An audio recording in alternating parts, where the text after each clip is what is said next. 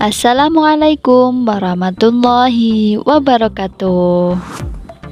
Bagaimana kabarnya teman-teman?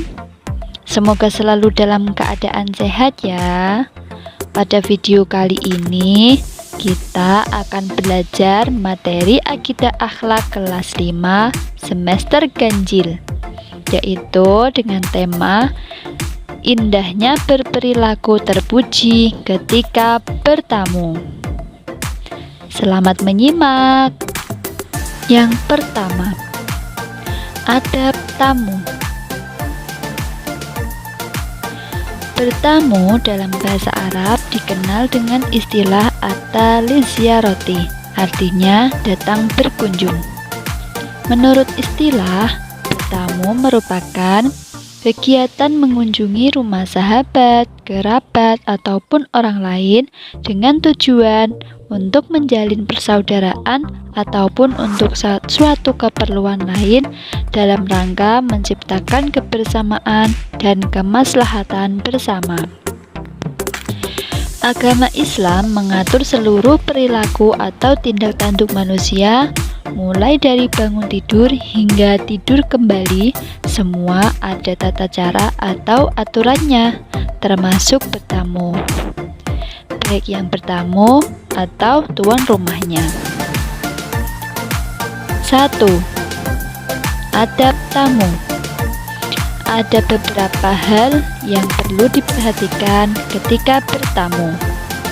Yang pertama, mengucapkan salam. Sebelum masuk rumah, kalian sebaiknya mengucapkan salam kepada tuan rumah. Dengan salam berarti tamu berdoa semoga tuan rumah memperoleh keselamatan, rahmat dan keberkahan Allah Subhanahu wa Ta'ala. Dalam riwayat Tirmidzi dikisahkan bahwa Qaldah bin Hambal disuruh Safwah bin Umayyah untuk mengantarkan makanan dan minuman kepada Rasulullah Shallallahu Alaihi Wasallam yang sedang di atas lembah. Qaldah langsung menemui Rasulullah tanpa mengucapkan salam dan tidak meminta izin. Rasulullah menyuruhnya keluar kembali dan mengucapkan Assalamualaikum. Apakah aku boleh masuk? Ini ajaran Rasulullah Shallallahu Alaihi Wasallam yang seharusnya dilakukan setiap kalian bertamu ke rumah orang lain. Yang kedua, meminta izin masuk. Bertamu merupakan ibadah jika diniati baik dan dilakukan dengan aturan syariat Islam. Terkadang seseorang bertamu dengan memanggil-manggil nama yang hendak ditemui atau dengan kata-kata sekadarnya. Rasulullah SAW mengajarkan hendaknya seseorang ketika bertamu mengucapkan salam dan meminta izin untuk masuk. Izin masuk ke rumah orang lain adalah sesuatu yang harus kalian lakukan. Mungkin tuan rumah saat itu sedang istirahat atau tidak mau diganggu.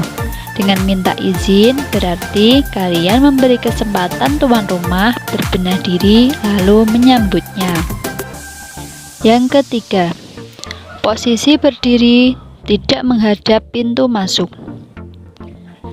Ketika kalian mengetuk pintu mengucapkan salam untuk bertamu, berdirilah membelakangi pintu.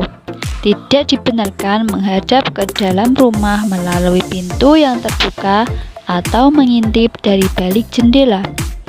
Hal ini dilakukan untuk menjaga pandangan dari hal-hal yang tidak diinginkan. Yang keempat, bertamu tidak boleh lebih dari 3 hari. Adab lain dalam bertamu adalah ketika seseorang hendak menginap, hendaknya tidak boleh melebihi dari 3 hari. Hal ini sesuai dengan anjuran Rasulullah Shallallahu Alaihi Wasallam. Dalam sabdanya, jamuan hak tamu berjangka waktu 3 hari, lebih dari itu jamuan adalah sedekah. Tidak boleh bagi tamu untuk menginap di suatu rumah hingga ia menyusahkannya. Hadis riwayat Bukhari Muslim. Yang kelima, Kembali pulang ketika tuan rumah tidak mengizinkan masuk. Kita harus menunda kunjungan atau pulang kembali ketika setelah 3 kali salam tidak ada jawaban, atau pemilik rumah menyuruh kita untuk pulang. Jika seorang tamu diminta pulang, hendaknya jangan memaksakan diri untuk menemuinya. Tidak usah tersinggung atau merasa diabaikan, karena hal ini termasuk adab yang penuh hikmah dalam syariat Islam. Meminta izin sebelum masuk rumah itu berkenaan dengan penggunaan hak orang lain. Oleh karena itu, tuan rumah berhak menerima atau menolak tamu.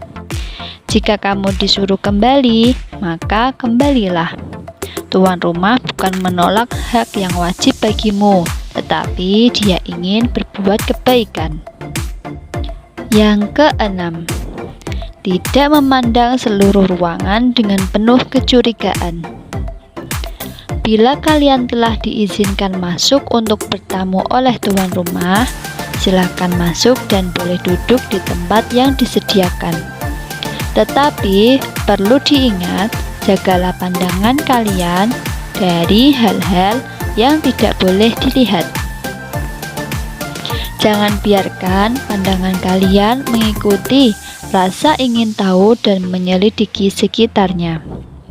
Rasulullah Shallallahu Alaihi Wasallam bersabda, sesungguhnya disyaratkan minta izin tidak lain untuk menjaga pandangan. Hadis riwayat Tirmidzi. Setelah diterima oleh pemilik rumah, maka jangan mulai bicara sebelum tuan rumah bertanya atau bicara terlebih dahulu. Setelah itu, kalian sebagai tamu baru menyampaikan maksud tujuan bertamu dengan sopan. Jadilah tamu yang baik sehingga tujuan kalian bertamu dapat tercapai. Yang ketujuh, menjawab dengan nama yang jelas jika pemilik rumah bertanya, "Siapa?" Terkadang pemilik rumah ingin mengetahui dari dalam rumah orang yang bertamu sehingga bertanya, "Siapa?" Maka hendaknya seorang tamu menyebutkan namanya dengan jelas, sehingga tidak menimbulkan kekhawatiran. Pembahasan yang kedua adalah adab penerima tamu. Bertamu ada adabnya, begitu juga bagi tuan rumah atau penerima tamu, juga harus punya perilaku yang baik.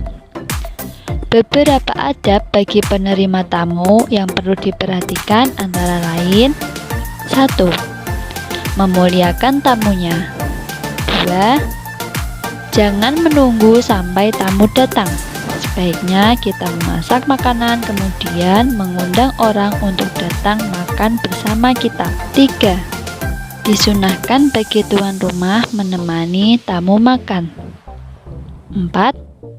Hak seorang tamu untuk dilayani adalah selama 3 hari. Selama itu, tuan rumah dianjurkan menghormati dan melayani tamu dengan sebaik-baiknya. 5. Jangan sekali-kali menyusahkan tamu, disunahkan melayani keinginan tamu. 6. Bila tamu akan pulang, maka disunahkan bagi tuan rumah untuk mengantarkannya sampai ke pintu rumah. Pembahasan selanjutnya adalah tentang hikmah bertamu. Apabila adab bertamu ditegakkan dengan baik, maka akan mendapatkan manfaat atau hikmah yang besar bagi orang yang bertamu atau orang yang kedatangan tamu. Ada beberapa hikmah bertamu, di antaranya: 1. Bertamu dengan adab yang baik dapat menumbuhkan sikap toleran terhadap orang lain dan menjauhkan sikap paksaan, tekanan, ancaman, dan lain-lain. 2. Islam memandang setiap orang mempunyai persamaan dan kesesuaian dalam berbagai hal dan kepentingan. Karena itu, dengan bertamu, seorang akan mempertemukan persamaan atau kesesuaian, sehingga akan terjalin persahabatan dan kerjasama yang baik. 3. bertamu dapat menciptakan perdamaian dan mempererat persaudaraan. 4. Bertamu sebagai sarana untuk berdakwah dan menciptakan kehidupan bermasyarakat yang bermartabat. 5. Diluaskan rezeki dan dipanjangkan umur untuk beribadah. Itu tadi materi tentang adab bertamu. Semoga bermanfaat dan dapat menambah wawasan pengetahuan kalian. Terima kasih. Wassalamualaikum warahmatullahi wabarakatuh.